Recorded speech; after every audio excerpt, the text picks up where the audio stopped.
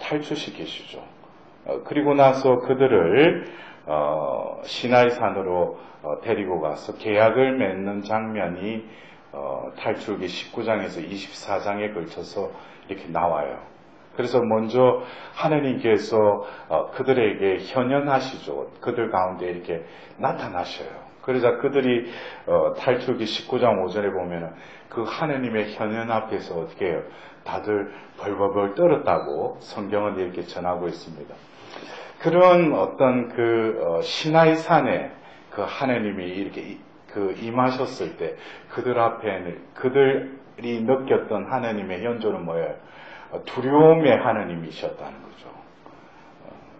그러나 같은 하느님이시지만 하느님의 아드님이 이 세상에 오셔서 그 산에 오르시어 그들 가운데 몰려오는 그 모습은 어쩌면 두렵고 무서운 그런 하느님을 드러내기보다는 어쩌면 그들 가운데 예수님 주위에 함께 있던 이들은 보통 그 시대에 천대받고 죄인으로 분류되었던 어떤 그런 사람들이 주로 예수님 주변에 모이게 되었죠.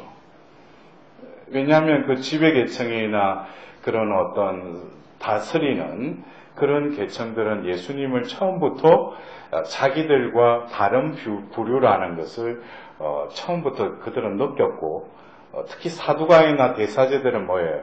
별로 예수에 대해서 별로 관심이 없었어요. 그러나 그 서민층의 그 대변인이었던 바리사이들은 혹시 우리들과 같은 부류인가 해서 바리사이들이 끊임없이 예수님의 주변을 서성대죠. 그러면서 말씀하시는 그 예수님의 모습을 우리는 이 시나이 산의 이 모습과 이게 엄랩을 시키면은 너희는 그 사제의 백성이 될 것이고 나의 백성이 될 것이라고 먼저 예수님께서 이렇게 선포하시고 나서 계약을 맺기 전에 먼저 말씀을 주시죠. 그래서 모세가 가서 이제 하나님의 그 말씀을 받습니다. 그러면서 그 십계명에 이어서 그 법에 대해서 하나님께서는 모세에게 또 말씀해 주시죠. 그리고 이제 24장에 이르러서 이제 제단과 백성에게 피를 뿌리면서 이제 계약은 이렇게 마무리가 됩니다.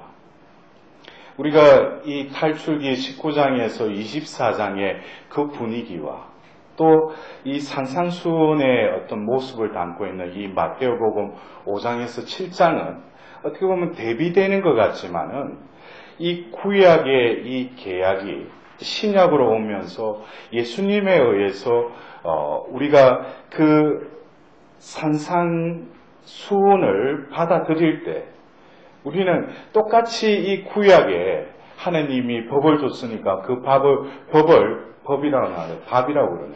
법을 지킬 수밖에 없는 그 구약의 이스라엘 백성의 처지와 우리도 똑같이 그 수준에 머무른다면은 이 산상수훈은 한마디로 이해할 수가 없어요.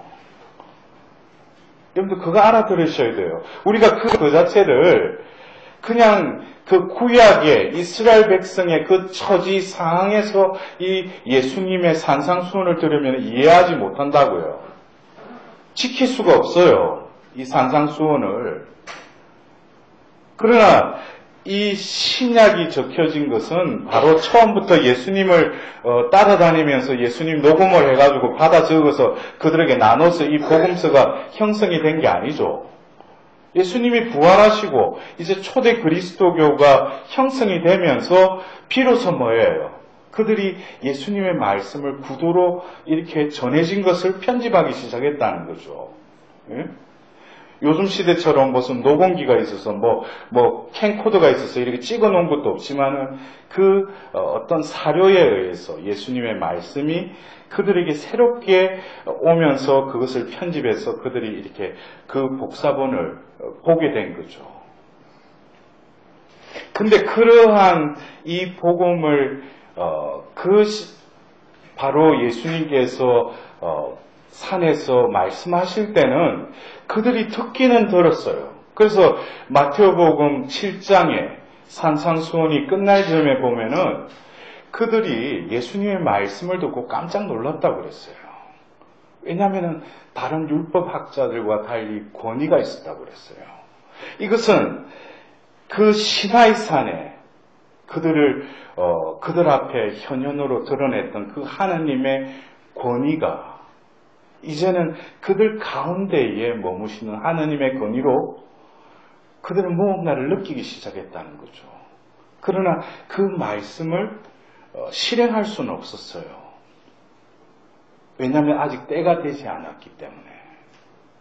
왜냐하면 구약과 신약은 결국 신약이라는 이 새 계약이 이루어지고 난 다음에 이 새 계약의 백성들은 구약의 백성들과 삶의 수칙이나 그 삶에 살아가는 여러 가지 방법들이 틀리다는 거예요.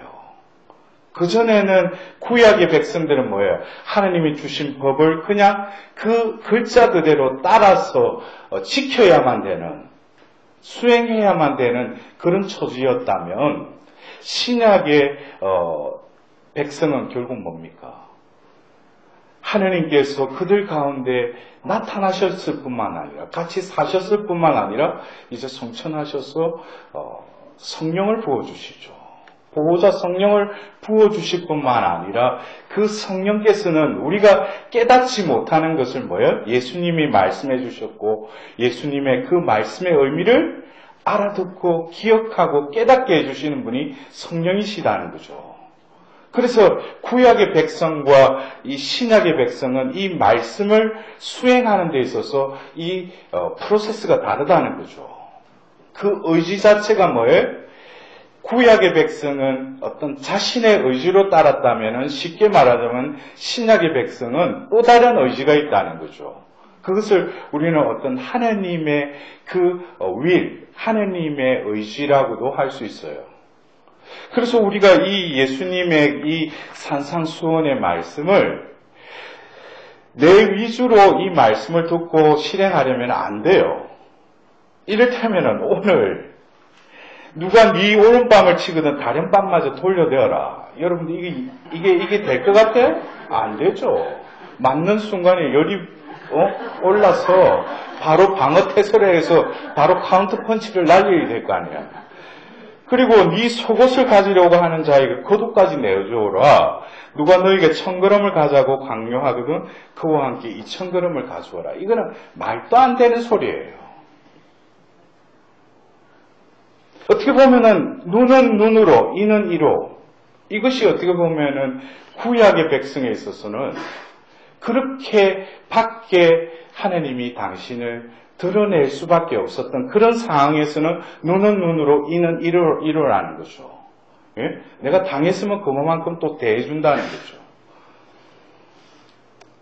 우리가 이 신약을 살면서 특히 예수님의 이 산상수훈을 우리가 들으면서 우리가 그래서 오늘은 제자들에게 말씀하셨다 그러지만 다른 어떤 귀절에 이 마태복음의 5장에서 7장의 말씀을 보면 옛사람에게는 이렇게 말하였다라고 말씀하셔요. 그러면은 대비적으로 여기에 앉은 사람들은 뭐라는 거예요? 새 사람이라는 거죠. 옛사람에 대비되는 사람, 새 사람이라는 거죠.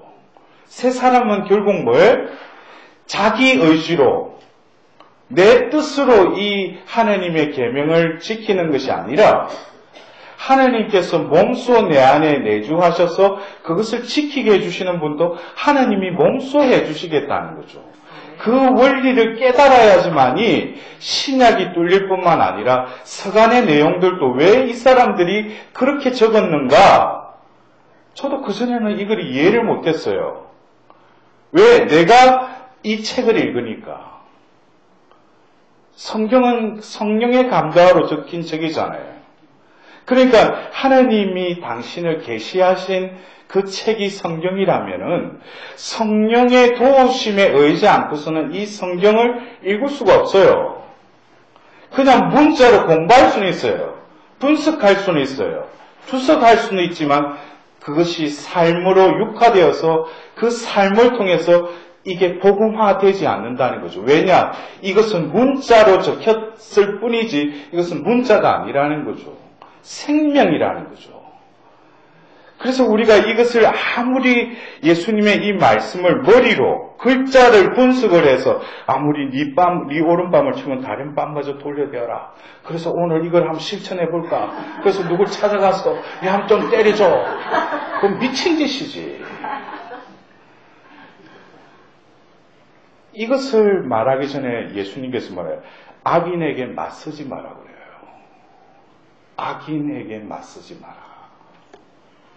그러면은 예수님이 이 말씀하시는 이 산상수훈의 포인트를 보면은 구약의 이 계명이나 법은 그 법이 중요했어요.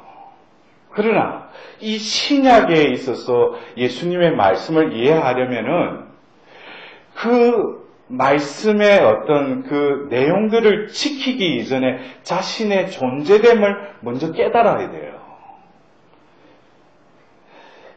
구약의 어떤 법이 이끄는 것은 그 법이 그 사람들을 하나님께로 이끌었다면은 이제 신약에 살고 있는 우리들에게는 그 법을 지켜야지 하나님과 올바른 관계를 맺는 것이 아니라 예수님과의 올바른 관계에 맺어진 나 자신이 먼저 정립이 돼야지 그 법은 그냥 지켜질 뿐이라는 거죠.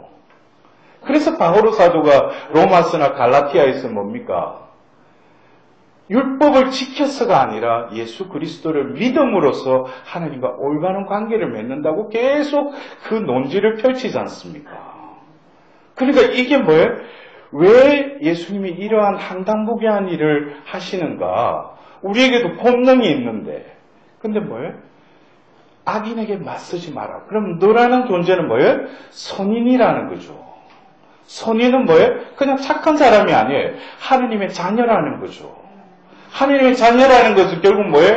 바로 세례 때 예수님이 너는 내 마음에 드는 아들, 내가 사랑하는 아들이라고 하면서 사셨던 그 예수님의 삶을 살아가도록 초대받았고 또 그 사명을 수행해야 될 자가 뭐예요? 바로 선한이라는 거죠. 그렇다면은 우리가 생각하는 나가 아니라 이미 나라는 존재는 예수님의 말씀을 듣는 동시에 결국 뭐예요? 그것을 지키지 않으면 나는 죽는다는 거죠. 왜요? 이렇게 살아가야지만이 너희들이 선한 이가 될 뿐만 아니라 하나님 자녀가 되도록 하나님이 계속 보호해 주겠다는 거죠. 그러면 비근한 반론을 제시하자면 여러분들이 그래요. 우리 신자들 중에도 믿지 않는 이가 아니라 우리는 그것을 세상을 살면서 예수님도 분명히 말씀하셨어요. 빛의 자녀들과 어둠의 자녀들. 그럼 나는 빛의 자녀냐 어둠의 자녀냐 그건 하나님이 알고 계셔요. 근데 어떤 사람과 교제를 하는데 돈을 띄웠어. 근데 또 하는데 또 이 사람은 또 아주 거기에 그 머리가 잘 돌아가. 그래서 다음번에는 또 갚아줄 것 같으면서 또 다른 거를 또 제시를 해. 또 멍청하게 또 넘어가. 계속 그거로 보면 뭐예요? 스트레스에다가 삶이 제대로 수행이 안 돼.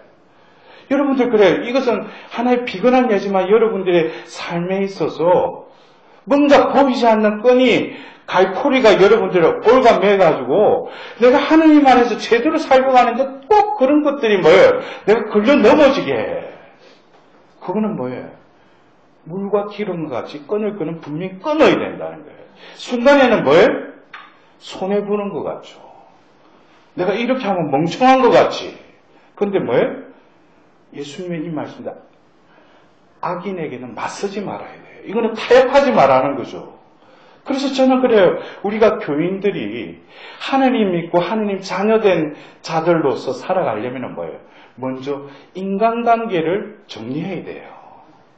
여러분들 중에도 카렌다의 계모임, 무슨 동호회, 그거 다, 왜냐? 여러분들, 어떻게 보면은, 저도 한번, 그 신학생 때 한번 제 학교에 그 동문회관 갔어요. 이건 도대체 보면 내가 혼란스러운 거예요, 왜냐? 그 사람들이 아까 당에 삶의 원리가 틀리기 때문에. 또 이게 관심사가 틀려요. 그 자리에 부흥하시면 내가 이방인 같아. 네? 이제 나는 뭐예요? 하느님이 새로운 길로 나를 이미 부르셨고 초대하셨기 때문에. 우리 루카 형제는 또 얼마 전에 예비군 훈련 갔다 와서 물어봐서 거기 가서요. 간들 뭐겠어요? 예비군 훈련을 해야 되죠, 뭐예요? 그게 몸은 그게 있더라도 이게 완전히 다른 거예요. 왜? 하느님이 뽑으셨기 때문에. 우리는 그것에 대한 먼저 인식이 돼야 돼요. 내 존재감에 대해서. 그렇다면 그 사람들과 맞서지 말아야 하고 그 관계를 단절하는 그 차원에서만 그냥 머무를 것이 아니라 내 존재는 그들 가운데 빛을 발하는 존재가 되어야 돼요. 소금의 존재가 될 때 비로소 그들이 회개하고 나를 보면서 하나님을 만나게끔 하도록 나는 불림을 받았는데 아니 그들과 그냥 밀접하지는 않겠지만 그냥 교제를 하고 그들과 친분을 나누면서 그 세상적인 논리에 자신이 노출이 되다 보니까 뭐예요? 이것도 아니고 저것도 아닌 거예요. 그러니까 교회에 따로 이 세속 따른 거죠. 우리가 어떤 성과 속이 이분법적으로 생각하면 안 되죠. 교회 역시 이 세속에 머물러 있더라도 거룩한 곳이기 때문에 이곳을 통해서 뭐예요? 이 세상을 비추고 소금의 역할을 하면서 그들의 덩대로 이 세상을 이끌어가야 되는 게 이 교회의 정체성 아니겠어요? 그렇다면 우리가 이 오늘 예수님의 말씀을 들을 때 예수님은 분명히 악인들과 함께 부딪히다 보면은 그 순간에 내가 조금 미치는 장사 같지만은 딱 끊지 않고 계속 끌려다니다 보면 뭐예요? 악은 결국 교묘하게 이끌어간다는 거죠. 그래서 이러한 예수님의 이 가르침을 아마 초대교회 사람들은 이제 서서히 깨닫기 시작했어요. 그전에는 어떤 존재에서 시작되는 삶이기보다는 새겨진 그 법을 지키느냐 못 지키느냐 그것에 어떤 삶의 어떤 의미를 두었다면 이제는 뭡니까? 내 존재감에 먼저 우선순위를 두게 됐다는 거죠. 그래서 그들은 왜 예수님이 이런 말씀을 하셨을까? 예수님 부활하시고 성령을 받은 이들은 뭐예요? 이 말씀이 이제는 뭐겠어요? 그래서 여러분들 산상수훈할 때 그래요. 미친놈, 바보, 여자를 보고 엄난한 생각을 품고 임명을 이거 그럼 내가 어떻게 사는가? 근데 신약의 백성이라면 예수님이 말씀하시고 하는 의도는 그거구나.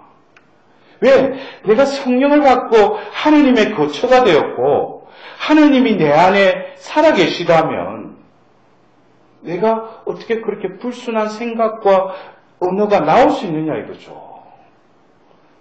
그런데 우리는 뭐예요? 아직까지 신약에 살면서도 어떻게 보면 구약의 백성처럼 뭐예요? 내 주일미사 그랬네. 내 빠졌네. 그거보다 뭐예요? 응당히 내 존재됨이 먼저 분명히 섰다면, 정립이 되었다면 그것은 저절로 이루어지는 거죠. 내가 하느님 중심적으로 살아간다면 주일미사 그럴 수가 없죠. 어디 여행 가서 어떤 식으로든지 기 가가지고 주일 미사 참여할 거예요. 그 전날이든지. 왜? 주일이니까. 내 몸이 하나님께로 예배드리고 경배하도록 몸이 이끌려지는데. 근데 지 존재가 뭐예요? 하나님 따로 내 따로니까 뭐예요? 어떻게 하다 보니까 여행 간다고 미사 못 드렸대.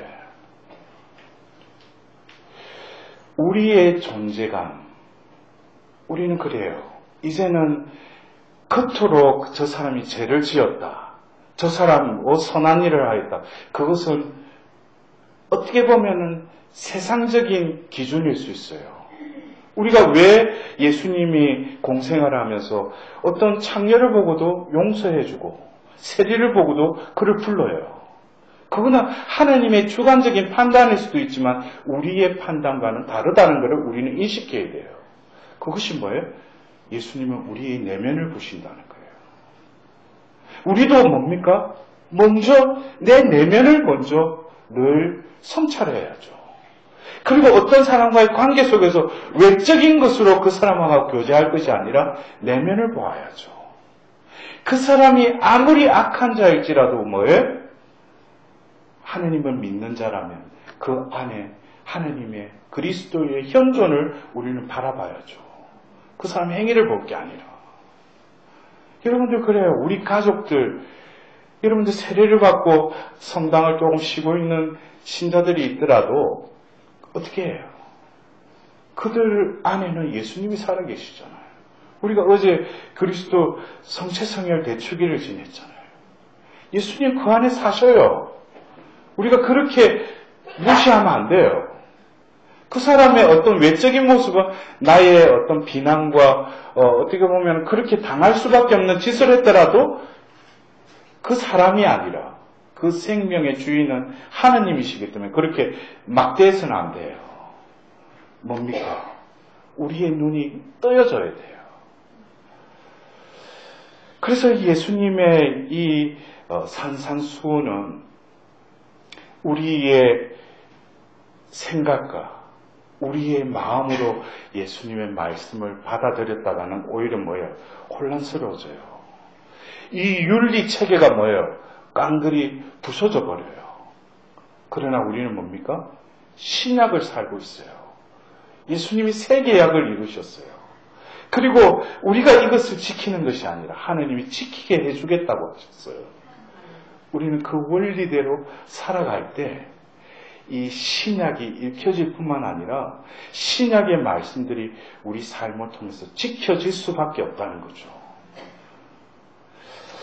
여러분들, 우리가 살면서 그래요. 내가 어떤 추가되어서 예수님의 그 말씀을 이해하려 한다면은 말씀을 알 수는 있어요. 그러나 그 말씀을 깨달은 것은 아니에요. 여러분들, 우리가 이 성경 말씀을 공부하라고 우리에게 텍스트로 주시는 게 아니에요.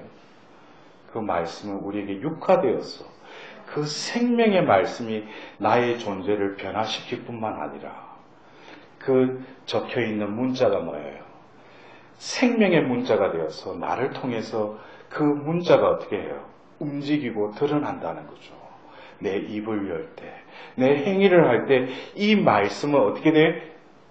나라는 이 존재를 통해서 이루어진다는 거예요. 완성이 된다는 거예요. 그럴 때 뭐예요? 예수님의 그 말씀. 나는 율법과 예언서의 말씀을 폐기하러 온 것이 아니라 완성하러 왔다. 그래서 예수님은 뭐예요? 당신만의 방법은 뭐예요? 우리 인간으로서는 도저히 이해하지 못하는 바로 당신의 몸과 피를 어떻게 해요? 우리에게 먹혀지는 거예요. 여러분들, 우리가 애써서 살 필요 없어요. 예수님께서 이미 우리 가운데 완성하셨어요. 그러나 뭐예요? 깨닫는 자들이 없다는 거죠. 여러분들, 수년, 수십 년 성당을 왔다 갔다 해도 내가 깨닫지 못한 뭐예요? 어떻게 보면 신앙이라는 게 죽어 있는 거죠. 오늘 우리는 다시금 예수님의 이 산으로 나아갑시다. 그리고 그 생명의 말씀에 우리의 존재가 완전히 젖어들 수 있도록, 그리고 그 말씀이 나를 온전히 차지할 수 있도록, 그리하여서 바로 구약에 계약을 맺으면서 하느님이 너는 나의 백성이 될 것이다 했듯이 오늘 이 날이 바로 일독서의 바오로 사도의 말씀처럼 구원의 때요, 자비의 때요, 그 은총의 때임을 다시금 만끽할 수 있는 미사가 되었으면 합니다.